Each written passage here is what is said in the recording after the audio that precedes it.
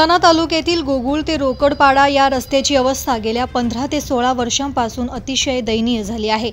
रस्त्यावरील मोठमोठे खड्डे, चिखल आणि मुसळधार पावसामुळे वाहून गेलेली माती यामुळे नागरिकांना पायी चालणेही कठीण झाले आहे।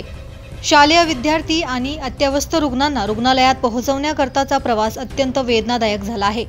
रस्त्याअभावी परिसरातील नागरिकांना अनेक अडचणींना सामोरे जावे लागत असून ग्रामस्थांमध्ये प्रचंड संताप व्यक्त होत आहे।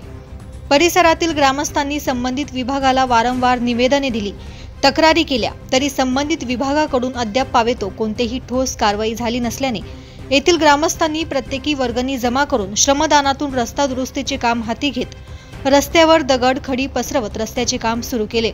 शेतकरी आपला शेतमाल बाजारात नेऊ शकत नाही तर शेतीसाठी लागणारे खत, बी बियाणे आणण्यासाठी मोठी अडचण निर्माण झाली आहे। वाहनधारक या रस्त्यावरून माल वाहतूक करण्यास नकार देत असल्याने शेतकऱ्यांच्या शेतमालाचे नुकसान होऊन शेतकरी आर्थिक अडचणीत आला आहे।